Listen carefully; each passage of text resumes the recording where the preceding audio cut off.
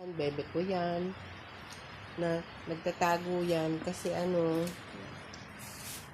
nilalamig yan. Yung mga bebe ko na yan at saka ito. Yung mga bebe ko ayaw nilang lumabas.